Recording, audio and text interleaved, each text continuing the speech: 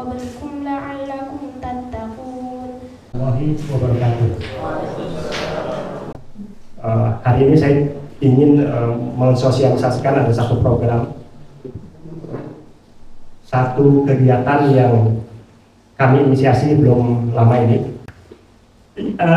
Waktu kelas 1 SD, saya dipanggil sama Bunda Rina. Bunda Rina ini manggil saya dengan istri. Dia melaporkan apa yang dilakukan oleh anak saya, oleh kakak di sekolahnya. Dia bilang begini, ayah Bunda, ini putranya anak saya, ini saya nasihati untuk sedikit pelit, katanya begitu. Karena anak ini punya kebiasaan tidak bisa melihat orang susah. Kalau bahasa klisenya begitu, tidak bisa melihat orang susah. Itu bahasa dramanya. Tapi pada dasarnya orangnya memang begitu anaknya. Jadi dia dikasih bekal, karena di Al-Azhar itu tidak boleh bawa bekal. Dia dikasih bekal itu, datang bawa ke sekolah, bekalnya habis. Tapi kan dimakan sama dia, enggak. Dibagi-bagiin sama teman-temannya. Sampai kemudian dia dimarahin sama gurunya. Kamu belajar untuk membagi. Mana kamu punya, atau kamu makan dulu, sisanya baru dibagi. Itu yang diajarkan oleh gurunya. Kelas 2 SD, saya dipanggil lagi waktu itu, walinya kalau tidak salah Bunda Tuti. Bunda Tuti kalau tidak salah. Laporan sama. Ini anak katanya kalau bagiin barang itu nggak bisa nggak mikir-mikir apa yang dia punya dia bagi, apa yang dia punya dia bagi. Kita sebagai orang tua ya, kita kan berusaha supaya mengajarkan ini ada hal-hal yang kamu harus simpan untuk bekal kamu nanti gitu ya. Tapi ada hal-hal yang harus kamu bagi karena kamu harus berbagi. Itu ajaran yang kita doktrinkan sebagai orang tuanya. Tapi ini anak tidak punya konsep seperti itu. Kalau dia merasa dia bisa bagi, dia bagi barangnya. Bahkan satu kali kemudian Al-Azhar itu ada bikin bazar. Bazar itu si anak-anak ini boleh bawa duit. Kita bekalin duit itu 5.000 atau 10.000, saya lupa waktu itu. Boleh belanja. Dia datang ke sekolahnya, dia belanja. Yang dia beli itu ikat rambut untuk ibu-ibu, untuk cewek. Guru-gurunya pada heran, ini ngapain beli ikat rambut? Ini anak laki beli ikat rambut. Ditanyain, terus dia bilang, ini mau beliin buat bundanya, dia bilang gitu. Wah itu guru-guru yang perempuan itu pada ini semua, oh gitu semua. Saya begitu datang mau jemput, itu langsung diceritain. Tahu nggak ya ini apa Yanda katanya, si Aras ini baru beli ikat rambut yang tujuan beli ikat rambutnya untuk orang tuanya. Dia bilang kayak gitu. Sampai sekarang ikat rambutnya masih disimpan. Pas saya jalan ke motor, kita mau balik, dia baru cerita. Iya ya, kakak beli ikat rambut ini bukan semata karena untuk beliin untuk bundanya. Itu alasan kedua. Alasan pertama karena dia lihat di bazar itu pedagangnya sepi. Jadi kalau yang namanya bazar anak-anak itu kan ada yang jual cilo, ada yang jual seblak, apa segala macam makanan-makanan itu yang diserbu. Yang jual ikat rambut ini nggak ada yang nyentuh karena dia kasihan ngeliatin si guru ini sepi. Dia beliin, dia belanjain. Itu si anak gitu ya. Jadi waktu SMP itu dia punya program namanya Goras, plesetan dari Gojek. Jadi Goras itu Go Aras. Jadi dia punya bisnis untuk ngambilin barang-barang dari teman-temannya kalau ada yang belanja. Siapa mau belanja, dia ngambilin belanjanya. Nanti diupah berapa aja boleh gitu ya. Beli es teh 1.000 dia dikasih uang 2.000, 1.000-nya dia dapetin. Pulang itu dia cerita sama saya.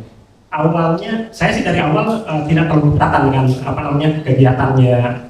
Dia suka belanja, cuma kita khawatir dia tidak punya waktu untuk istirahat. Tapi dia bilang enggak kok, masih bisa diatur. Dan dia bisa cerita dengan serunya tuh kalau di motor. Dia bilang ya hari ini dapat 6.000 katanya. Kadang-kadang dia dapat sampai belasan ribu dan itu mau ditabung karena dia punya beberapa keinginan.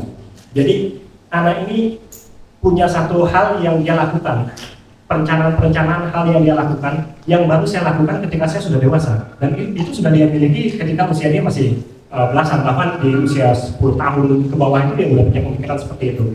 Jadi di awal tahun 2021 Aras ini dan semua murid satu kelasnya itu diminta bikin resolusi, kan seperti kebanyakan umumnya awal tahun gitu kan biasanya diminta resolusi kamu apa gitu ya, cita-cita kamu apa gitu ya, dan dia buat resolusinya ada 5. Yang pertama itu saya ingin membacakan orang tua, itu sudah terjadi, sudah tercapai. Kemudian yang kedua ingin lebih dekat dengan Allah, itu resolusinya, dan itu yang dia tuliskan ketika itu pada gurunya. Kemudian yang ketiga menjadi gamer pro, seorang pro di gamer itu, seperti banyak anak-anak usia belasan ya senang sama game. Kemudian menjadi cepat hafal surat juz ke 29 sama 28, 30-nya dia udah hafal, 29-nya setahu saya hampir dihafalin semuanya. 28-nya yang beberapa masih keteteran waktu itu.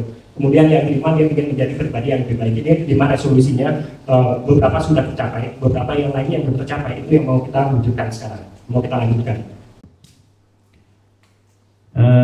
Tadi sudah diantarkan dengan presentasi tentang Yayasan Aras Raya ya, dengan berbagai macam latar belakangnya. Mudah-mudahan kita berharap betul-betul diijabah oleh Allah Subhanahu wa Ta'ala apa yang beliau dan juga keluarga idam-idamkan, dicita-citakan, diinginkan, tinggal diiringi dengan kerja keras dan doa. Insyaallah Allah akan membuka banyak jalan kemudahan di sana. Kata kuncinya adalah mujahadah. Walakin jahadu fina lanahdiyannahum subulana. Barang siapa yang sungguh-sungguh untuk mencari keridhaanku, aku buka banyak jalan baginya untuk sampai kepada keridhaan. Di kesungguhan yang sudah tadi disampaikan, mudah-mudahan untuk diijabah oleh Allah Subhanahu wa Ta'ala. Dicita-citakan oleh Pak Arif dan juga keluarganya menjadikan Yayasan Aras Raya ini menjadi satu yayasan yang kemudian juga bisa memberikan kontribusi besar buat penyelesaian problematika umat, dan juga akan menjadi bagian dari kontribusi putra beliau yang kemudian mendahului beliau. Mudah-mudahan semua itu diijabah oleh Allah Subhanahu wa Ta'ala. Kita awali dengan istighfar kepada Allah Subhanahu wa Ta'ala. Astagfirullahaladzim. Alladzi la ilaha illa huwal hayyul qayyum wa atubu ilaih. Astaghfirullahaladzim. Alladzi la ilaha illa huwal hayyul qayyum wa atubu ilaih. Astaghfirullahaladzim.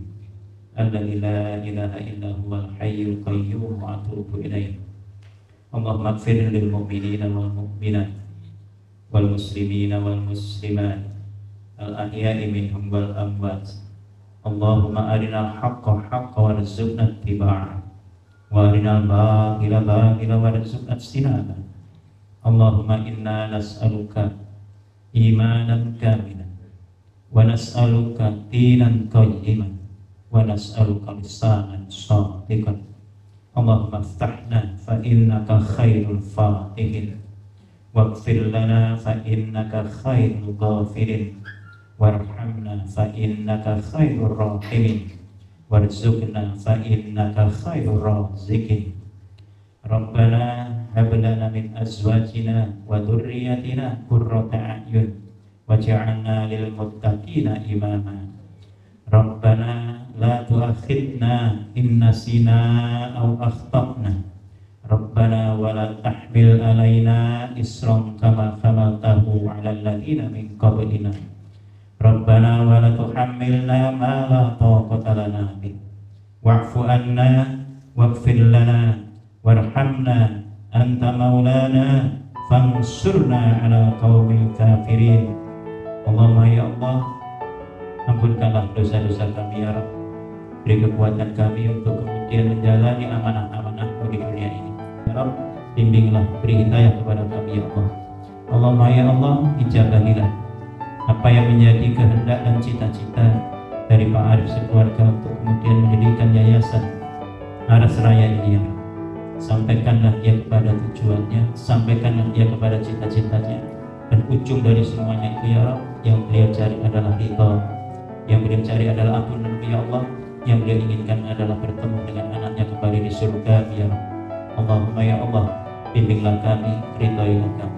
Rabbana atina fid dunya hasanah wa fil akhirati hasanah wa qina adzabannar wa qina adzabannar wa qina adzabannar. Subhana rabbika rabbil izzati amma yasifun wa salamun alal mursalin walhamdulillahi rabbil alamin. Assalamualaikum.